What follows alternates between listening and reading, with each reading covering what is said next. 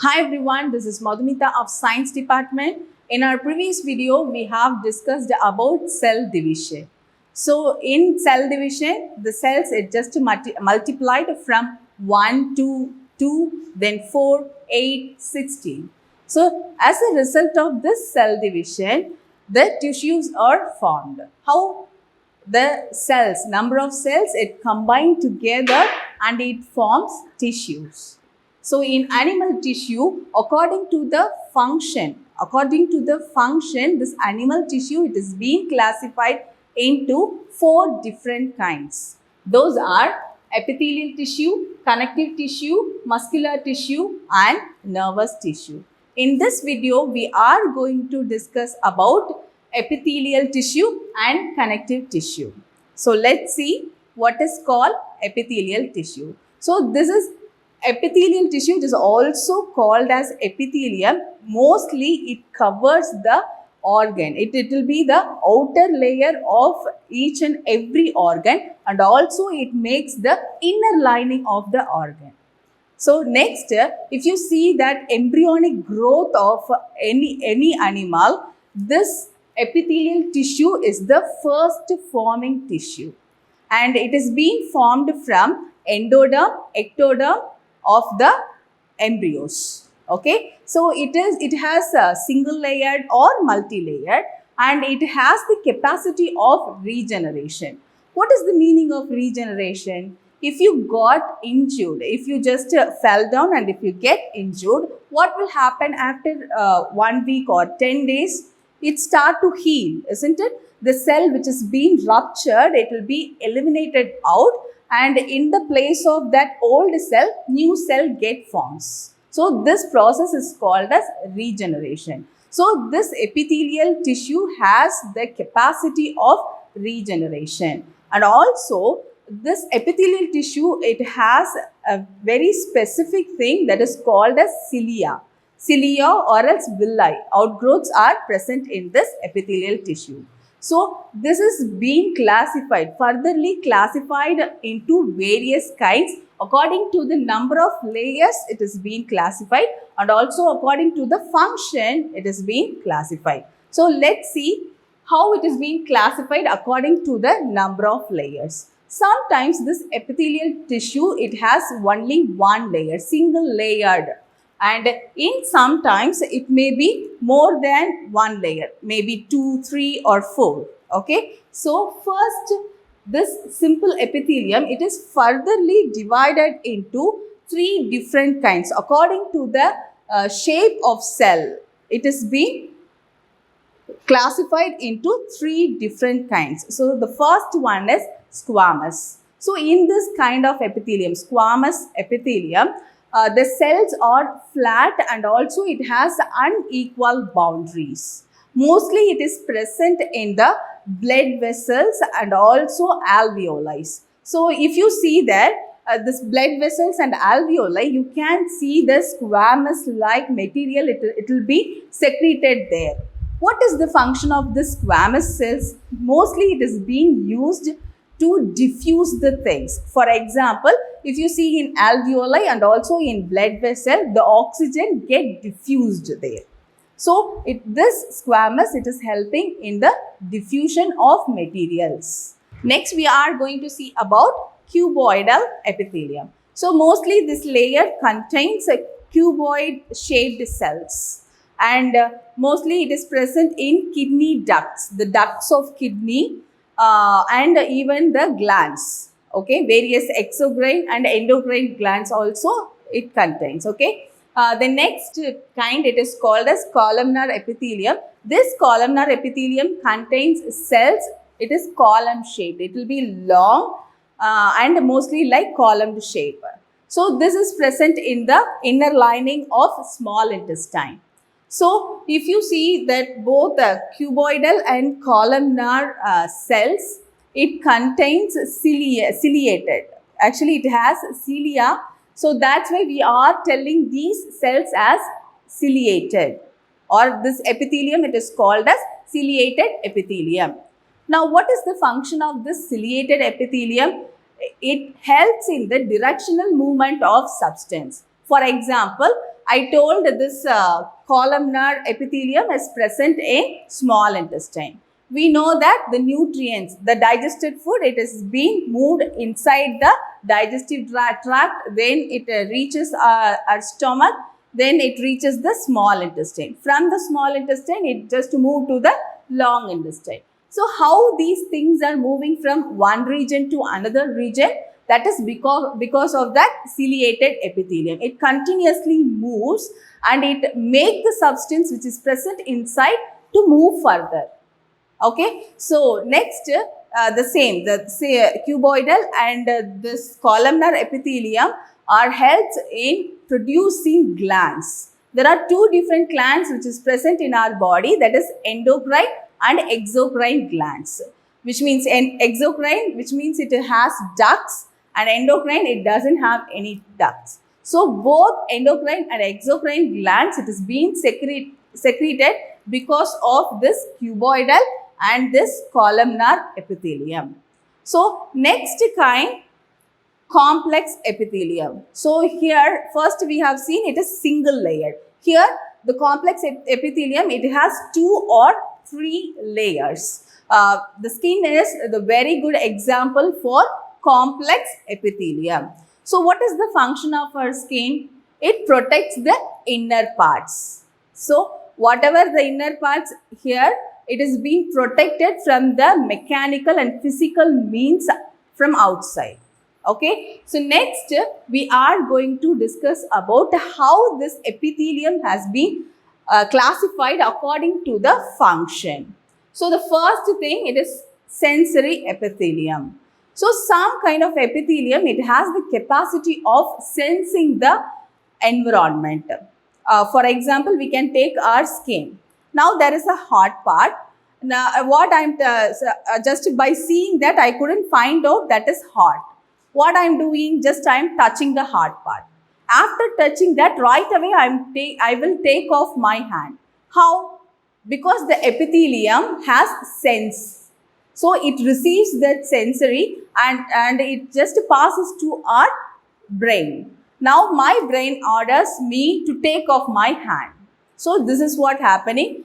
So because of the sensory epithelium, all the senses, stimuli which has happened in the externally, in the environment, it is being taken to our brain. So next we are going to see about glandular epithelium. So this glandular epithelium is responsible to secreting the glands. It may be hormones or other glands like digestive secretion and everything. Okay. So this glandular epithelium, it produces chemicals. Because of that chemicals, so many internal activities it is being done. Okay. The next pigmented epithelium, it is present in our retina and it is responsible for imparting colors. Okay. So now we are going to discuss about absorptive epithelium. So this absorptive epithelium, it is present in our small intestine. Now what is the function of small intestine? It absorbs the nutrients from the digested matter. So if you see that inner lining of small intestine, you can find small villi-like structure. With the help of that, the small intestine absorb the nutrients, which means glucose, which is present in the food, and it will be passed to the blood. So the various epithelium, it will do different kinds of function. Now we are going to discuss about connective tissue. So this connective tissue, it is present all over our body and its main function is connect the tissues together, organs together. So this connective tissue, it has 3 important parts. The first one is the intercellular matrix, then cells, then fibers. Okay. Now we are going to discuss about intercellular matrix. This intercellular matrix acts as a cement. For example, now you are building a wall. Okay. So while you building a wall, what will we do? Just we will make the bricks one after another and we will apply some cement to bind the bricks together. The same way, to bind the cells and to bind the tissues together, this matrix, it is present in between that. Okay, so next, different kinds of cells are there in connective tissues. For example, we can say mast cell. This mast cell is the only cell, it can move from one organ to another organ. Mostly it is present in our immune system. And the adipocytes, what is called adipocytes? It is present in the adipose tissue, and the main function of this adipocytes to store fat. So next, fibers. The fibers are present all over the body and it connects the muscles. It connects the tissues together. Okay. Next, we are going to discuss about what are the function of these connective tissue. The first and foremost function is, like I already told, it connects all the tissues and organs together. Then secondly, it acts as an immune system. For example, if you take blood is also a kind of connective tissue. It is helping in immune system. So next, if you see that it acts as a support and it helps in the movement also. Okay, so now we are going to see what are the different kinds of connective tissue. So according to the function and the structure, it is being differentiated into various kinds. So first one is areolar tissue, adipose tissue, bone, cartilage and blood. If you see areolar tissue, it is present right below our skin and it contains mast cell and fibroblast cells. Then it is the main function of this areolar tissue. It helps the tissue to regenerate. Okay. Then next, adipose tissue. This adipose tissue contains adipocytes. This adipocytes helping in storing fat, and also it acts as a blanket. For example, whenever there is very cold climate, this adipose tissue which store fat, it acts as a blanket and it just resists us from that cold weather. It resists us from the cold weather. The next kind we are going to discuss is bone. This bone, it is a very rigid matrix. It is the strongest part of our body, and it helps in protection and also movement, and also it gives support to our body. You just think about that. If there is no bone, we cannot stand straight like this. Just we will become as a muscle mass. Okay. And it gives a shape to us. Not only that, the internal organs, each and every internal organs, it is being protected only because of bones. For example, we can take our heart. The heart is present inside our rib cage. So our rib cage is protecting that. The same way, the brain is protected by our skull. So this bones, it is protecting our internal body parts. Not only that, it is helping in the movement also. Now I am moving my hand because of my bones and muscles. Okay. The next, cartilage. When compared to the bones, this cartilage, it is somewhat softer than that. It is present, mostly it is present in the joints and also even in our pinna. It is present in our pinnal region also. Okay. What is the function? Why it has to be there in the joint? So, for example, if I move my hand only because of this cartilage, it is moving so softly. If there is no cartilage there, what will happen? The bones, it just start to move against each other. So, because of that, it will start to worn out.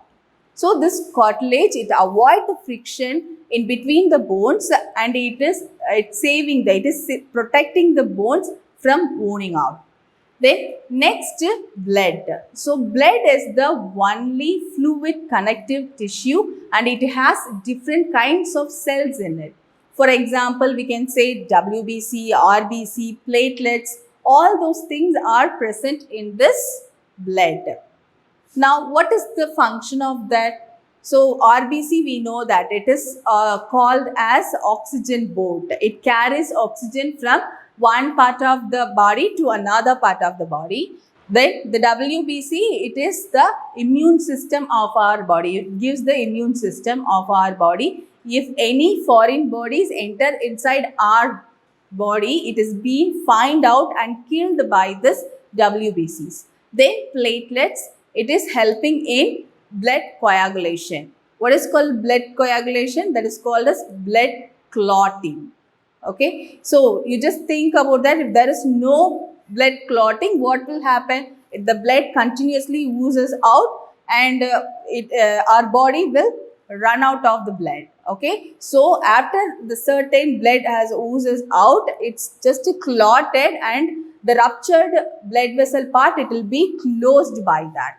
So as a result of this, the blood leakage, it will be stopped. So these platelets are very, very important for this blood coagulation. So still now we have discussed about two different kinds of tissues, that is epithelial tissue and connective tissue. In our next video, we will discuss about the next two, that is muscular and nervous tissue. Thank you so much.